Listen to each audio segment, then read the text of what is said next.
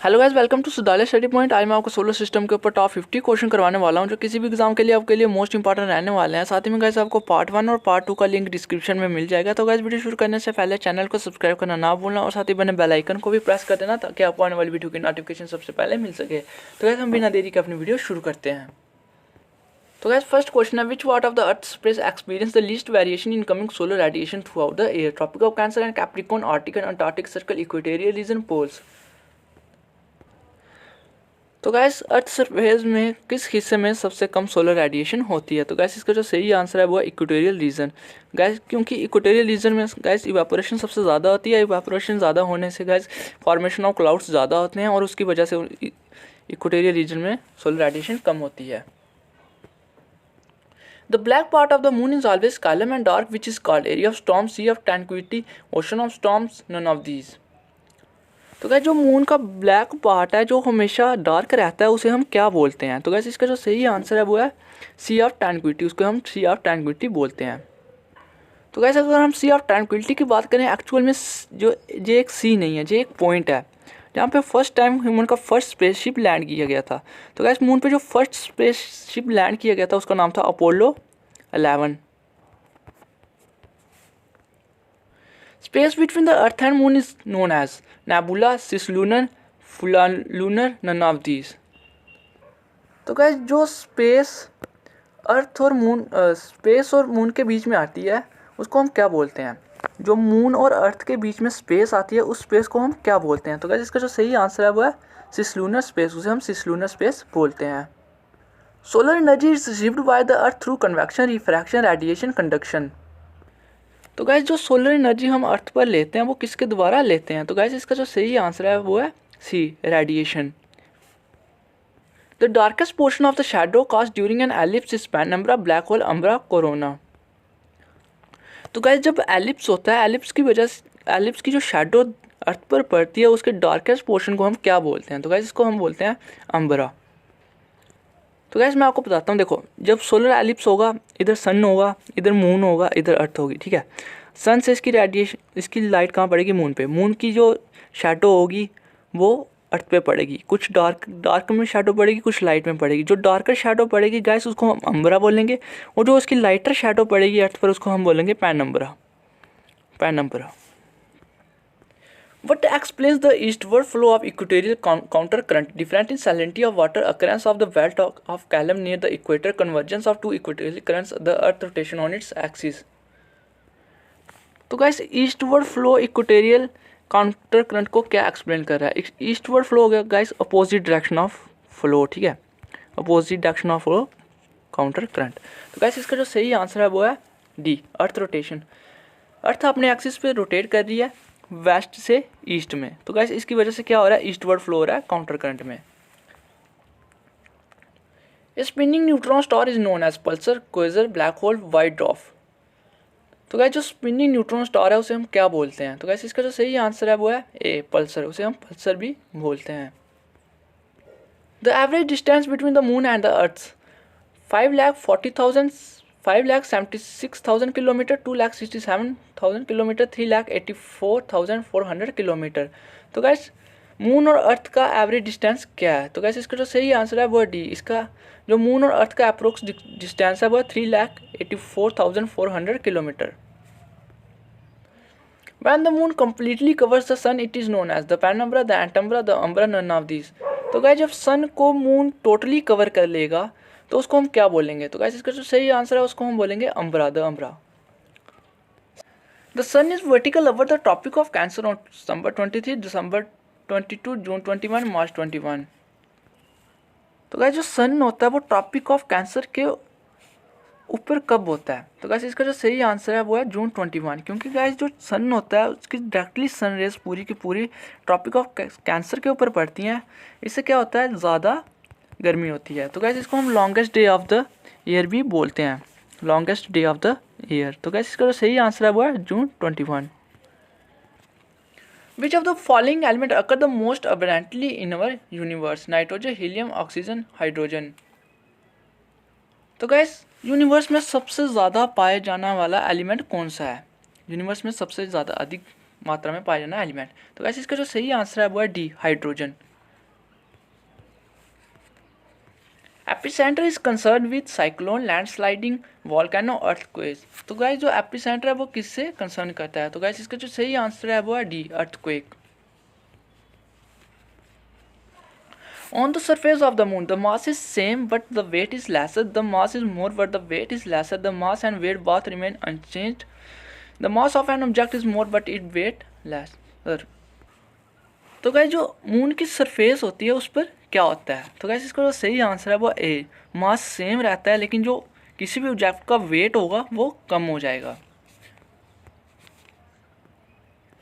The brightness of a star depends on its size, temperature and mass. Size, temperature and distance from the earth. Size and distance from the earth. Size and temperature only. तो guys जो star की brightness होती है वो किस पर depend करती है? तो गाइस इसका जो सही आंसर है वो है डी, जो स्टार की ब्राइटनेस होती है वो साइज और उसके टेम्परेचर पर डिपेंड करती है। Which one of the following is heaviest planet in our solar system? Pluto, Saturn, Venus, Jupiter. तो गाइस हमारे सोलर सिस्टम का सबसे बड़ा हैवीएस्ट प्लैनेट कौन सा है? तो गाइस इसका जो सही आंसर है वो है जुपिटर।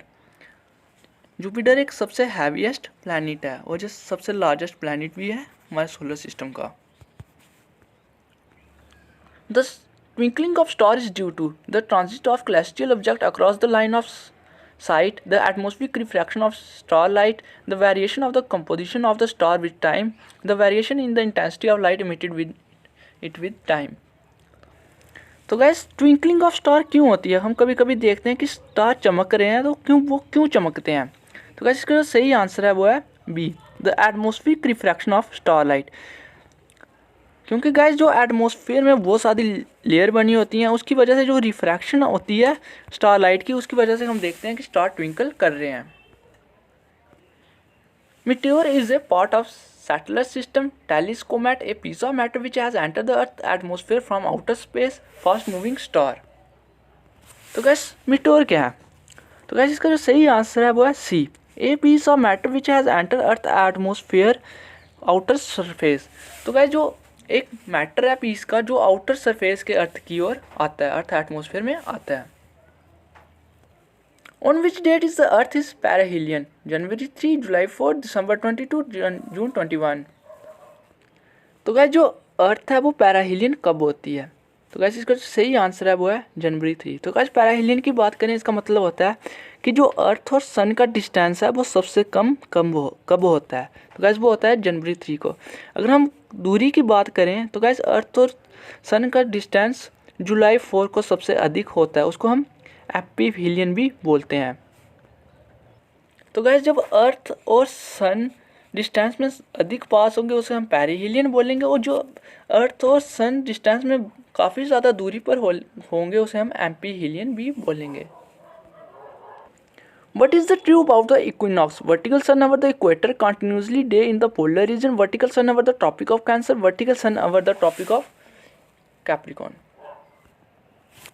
तो guys what is true about the equinox? Equinox का मतलब गाइस क्या हुआ कि जब दिन और रात बराबर होती है, ठीक है।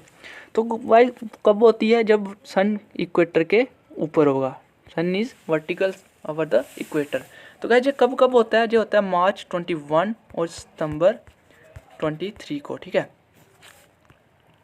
तो गाइस जब सन इक्वेटर के वर्टिकल ऊपर होगा उससे क्या इफेक्ट पड़ेगा? जो दिन और रात होंगे वो बिल्कुल एक जैसे होंगे, कि जितनी दिन में सूर्य रहेगा उतनी रात में अंधेरा रहेगा। Big bang theory is related to origin of the Himalayas, eruption of volcanoes, origin of the universe, continental drift. तो गाइस जो बिग बैंग थ्योरी है वो किससे रिलेट कर रही है? तो गाइस इसका जो सही आंसर है वो है सी, ओरिजिन ऑफ यूनिवर्स। जो बिग बैंग थ्योरी है वो ओरिजिनल यूनिवर्स से रिलेट करती है। तो गाइस इंपॉर्टेंट क्वेश्चन है, काफ़ी बार एग्जाम में पूछा भी जा चुका है। In which situation lunar eclipse occur? Full moon, none of this, new moon, half moon. तो गाइस लूनर एलिप्स कब किस सिचुएशन में होता है? तो गाइस मैं आपको बता दूं लूनर एलिप्स होता क्या है। देखो गाइस जब सन और मून के बीच में अर्थ आती है उस कंडीशन को हम क्या बोलते हैं? लूनर एलिप्स, ठीक है। अब लूनर एलिप्स किस सिचुएशन में होगा? तो गाइस इसका जो सही आंसर है वो है फुल मून। जब फुल मून होगा तो गाइस तब लूनर एलिप्स होगा। The sea of tranquility lies on Jupiter, moon, sun, earth. जो सी ऑफ ट्रैंक्विलिटी है वो कहाँ पे लाई करती है? तो गाइस इसका जो सही आंसर है वो मून है, ये मून पर लाई करती है। काफ़ी ज़्यादा एग्जाम में क्वेश्चन पूछा जा चुका है और गाइस इंपॉर्टेंट क्वेश्चन भी है। The colour of the star is an indication of its temperature, luminosity, distance from the sun, distance of the earth. तो जो स्टार का कलर होता है वो किस पर डिपेंड होता है? तो गाइस इसका जो सही आंसर है वो है A, temperature. How many constellation in our surface? 89, 90, 88, 87। तो गाइस सबसे पहले बात करें कंसल्टेशन क्या होता है। कंसल्टेशन होता है जब किसी भी पैटर्न में ग्रुप ऑफ स्टार्स होते हैं, उसको हम बोलते हैं कंसल्टेशन। तो गाइस हमारी सरफेस में कितने स्पेस में कितनी कंसल्टेशन है? तो गाइस इसका जो सही आंसर है वो 88। तो गाइस इसमें से जो 36 है वो नॉर्दर्न हेमिस्फीयर में लाई करते हैं 36, और जो 52 हैं वो साउदर्न हेमिस्फीयर में लाई करते हैं। अगर हम लार्जेस्ट कंसल्टेशन की बात करते हैं तो गाइस जो सबसे लार्जेस्ट कंसल्टेशन है वो है हाइड्रा। अगर हम सबसे स्मॉलेस्ट कंसल्टेशन की बात करें वो है कर्क्स, CRUX। Which one of the following is the dominant element of the earth crust? Oxygen, silicon, iron, aluminium. Earth crust में सबसे अधिक मात्रा में पाया जाने वाला एलिमेंट। तो गाइस इसका जो सही आंसर है वो है डी, एल्युमिनियम। तो गाइस अगर हम इसके सिंबल की बात करें तो गाइस इसका सिंबल होता है Al। अगर हम इसके एटॉमिक नंबर की बात करते हैं, इसका एटॉमिक नंबर होता है 13। Solar energy is due to nuclear fusion, oxidation, nuclear fusion, ionization. तो गाइस इसका सोलर एनर्जी क्यों होती है? तो गाइस इसका सही आंसर है वो है nuclear fusion. Which planet is surrounded by ring? Venus, Earth, Mars, Saturn. तो गाइस इनमें से कौन सा प्लैनेट है वो रिंग से सराउंडेड है? तो इसका जो सही आंसर है वो है सैटर्न। सैटर्न प्लैनेट रिंग से सराउंडेड है। तो गाइस मैं आपको बता दूं जो सैटर्न रिंग्स थी वो गैलीलियो ने डिस्कवर की थी 1610 में। Which would you record the maximum angle of incidence of the sun rays at the North Pole when the sun rays fall vertically on the Tropic of Cancer, when the sun rays fall vertically on the Tropic of Capricorn, December 21, March 21। तो guys north pole पे सबसे ज़्यादा sun rays का angle of incidence कब बनता है? तो guys इसका जो सही आंसर है वो है ए, जब सन किसके ऊपर होता है? वर्टिकली, ट्रॉपिक ऑफ कैंसर के ऊपर। When the sun rays fall vertically on the tropic of Cancer, उससे क्या होता है? नॉर्थ पोल में सबसे ज़्यादा एंगल ऑफ इंसिडेंस होता है सन रेज का। What happened when one cross 180 degree latitude from east to west? One neither gains or nor loses a day, but the time change. There is no change in time or day. One loss a day, one gain a day. तो guys अगर हम 180 degree longitude cross करते हैं east से waste में, तो guys उससे क्या होता है? एक दिन कम हो जाता है, वन लॉस अ डे। अगर वेस्ट टू ईस्ट करेंगे तो गाइस उससे क्या होगा? एक डे बढ़ जाएगा, one gain a day. But can with the maximum duration of the totally for a solar ellipse 1 hour 42 minutes, there is no maximum duration 7 minute 40 second 12.5 minute. तो gas solar ellipse की ज़्यादा से ज़्यादा duration क्या होती है? तो gas इसका जो सही आंसर है वह 7 मिनट 40 सेकंड, कभी कभार 7 मिनट 30 सेकंड भी ले लेता है। तो गैस अगर हम 2021 की बात करते हैं, 2021 में सोलर एलिप्स 4 दिसंबर को हुआ था। The last stage in the life cycle of a star is red giant, white dwarf, supernova, black hole। तो लास्ट स्टेज क्या होती है एक स्टार की? तो गाइस इसका जो सही आंसर है वो है B, white dwarf. Which one of the following is not a natural unit of time? Standard time, day, lunar month, tropical year. तो गाइस कौन सा नेचुरल यूनिट नहीं है टाइम का? तो गाइस इसका जो सही आंसर है वो है स्टैंडर्ड टाइम एक नेचुरल यूनिट नहीं है टाइम का। Carbon is the most abundant element in the earth crust 15, 16, 14, 13। तो कार्बन कौन से नंबर का सबसे अधिक मात्रा में पाया जाना एलिमेंट है? तो गाइस इसका जो सही आंसर है वो है 15। तो गाइस अगर हम कार्बन के सिंबल की बात करते हैं, इसका सिंबल होता है सी। अगर हम इसके एटॉमिक नंबर की बात करें, इसका एटॉमिक नंबर होता है 6। अगर बात करें सबसे ज़्यादा पाए जाने वाले एलिमेंट की, वो होता है aluminium. Which one of the following is not an astronomical object? Black hole, quasar, brittle star, pulsar. तो गाइस इनमें से कौन सा एस्ट्रोनॉमिकल ऑब्जेक्ट नहीं है? तो गाइस इसका जो सही आंसर है वो सी, ब्रिटल स्टार एक एस्ट्रोनॉमिकल ऑब्जेक्ट नहीं है। तो गाइस जो ब्रिटल स्टार होते हैं इनको हम सरपेंट स्टार भी बोलते हैं। But is meant by the term midnight sun? Very bright noon, the sun shining in the polar circle for long time, rising sun, twilight. तो गाइस जो मिडनाइट सन टर्म है इसका क्या मतलब है। तो गाइस इसका जो सही आंसर है वो है C, sun shining in the polar circle for long time. तो गाइस कभी कभार क्वेश्चन पूछता है कंट्री ऑफ मिडनाइट सन हम किसे बोलते हैं, तो गाइस हम country of midnight sun Norway को बोलते हैं। Space between earth and moon is known as nebula, cislunar, lunar, none of this. जो अर्थ और मून के बीच में स्पेस आती है उसको हम क्या बोलते हैं, तो गाइस इसका जो सही आंसर है वो है बी, सिसलूनर स्पेस बोलते हैं। The ellipse of sun occurs when the sun come between earth and moon, when the moon come between sun and the earth, when the earth comes between sun and moon, none of these। तो guys ellipse of सन कब होता है, जहाँ solar ellipse कब होता है, तो guys इसका जो सही आंसर है वो है B, when the moon come between earth and sun। जब मून सन और अर्थ के बीच में आ जाता है उसको बोलते हैं हम सोलर एलिप्स या eclipse of sun. Our solar system is located in which galaxy? Milky Way, Andromeda, Alpha Centauri, Proxima Centauri। तो गैस जो हमारा सोलर सिस्टम है वो किस गैलेक्सी में लोकेट किया जाता है, तो गैस इसका जो सही आंसर है वो है मिल्की वे गैलेक्सी। हमारी जो गैलेक्सी है उस गैलेक्सी का नाम है मिल्की वे गैलेक्सी। तो गैस मैं आपको बता दूं हमारी गैलेक्सी के पास एक और गैलेक्सी आती है nearest galaxy to the Milky Way galaxy, वो है एंड्रोमेडा गैलेक्सी। काफ़ी बार क्वेश्चन पूछता है गैस हमारी जो मिल्की वे गैलेक्सी है उसके पास वाली गैलेक्सी का क्या नाम है, तो गैस उसका जो आंसर होगा वो होगा Andromeda. The four largest planets of the solar system in decreasing size are Jupiter, Saturn, Uranus and Neptune. Jupiter, Mercury, Saturn and Neptune. Mercury, Jupiter, Saturn and Neptune. Jupiter, Mercury, Saturn and Uranus।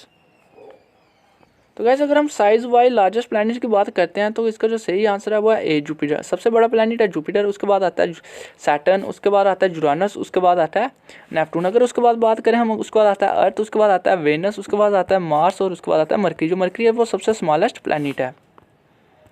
Day and night are equal at the poles, equator, Antarctic, prime meridian. जो day दिन और रात बराबर कहाँ पे होते हैं, तो गैस इसका जो सही आंसर है वो है बी, इक्वेटर। इक्वेटर पे दिन और रात बराबर होते हैं। अर्थ axis is tilted at the angle of 33.5 degree, 42.5 degree, 62.5 degree, 23.5 degree.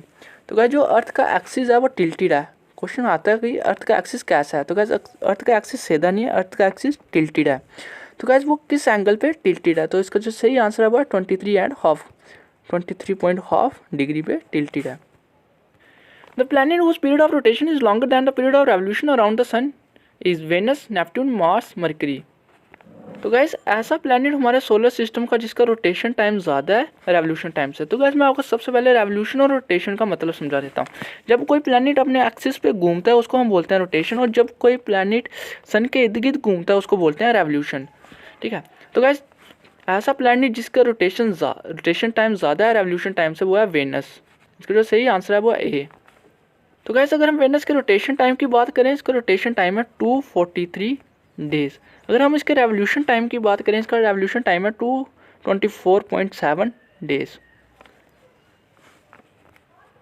The thermal equator is found north of the geographical equator at the tropic of Cancer, south of the geographical equator at the equator। जो thermal equator है वो कहाँ पे पाया जाता है, तो कैसे इसका जो सही आंसर है वो है A, north of the geographical equator. कैसे इंपॉर्टेंट क्वेश्चन है। Which satellite having the same orbital period as the period of rotation of the Earth about its own axis is known as geostationary satellite, INSAT, stationary satellite, polar satellite। तो guys ऐसी satellite जो बिल्कुल अर्थ की तरह अपने axis पे घूमती है, तो गाइस इसका जो सही आंसर है वो है जियो स्टेशनरी सैटेलाइट। वो कौन सी सैटेलाइट है, वो जियो स्टेशनरी सैटेलाइट है। The substance present in the centre of the sun are in the form of gas and plasma, both liquid and gaseous state, liquid state only, solid, liquid and gaseous state. तो guys जो substance sun के centre में present होता है वो किस form में होता है, तो गाइस इसका जो सही आंसर है वो है the form of gas and plasma. तो गाइस मैं आपको बता दूँ सन की सबसे इनर मोस्ट लेयर होती है, उस लेयर को हम बोलते हैं the core layer. When the moon size is half of the full moon, the angle between the sun and the earth and the moon is 180 degrees, 270 degree, 90 degree, 45 degree। तो guys जब moon half होता है उस time सन, अर्थ और moon का angle 90 degree होता है। इसका जो सही आंसर है वो 90 डिग्री। अगर मून फुल हो तो उस टाइम अर्थ, सन और मून का एंगल 180 डिग्री होता है। The group of small pieces of rock revolving around the sun orbit of Mars and Jupiter are called meteorites, asteroids, comets, meteors। तो guys group of small piece of rock जो Mars और Jupiter के बीच में आते हैं उसको हम क्या बोलते हैं, तो गाइस उनको बोलते हैं हम एस्ट्रॉइड्स। एस्ट्रॉइड्स या asteroid belt.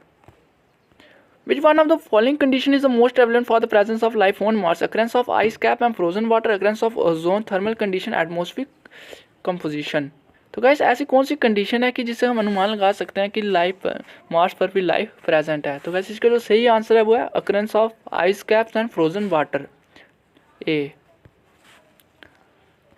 Solar ellipse occur on any day, full moon day, new moon day, quarter moon day. तो गाइस सोलर एलिप्स कब होता है? तो गाइस इसका जो सही आंसर है वो होता है न्यू मून डे। जब न्यू मून होता है तब सोलर एलिप्स होता है, जब फुल मून होता है तो गाइस तब लूनर एलिप्स होता है।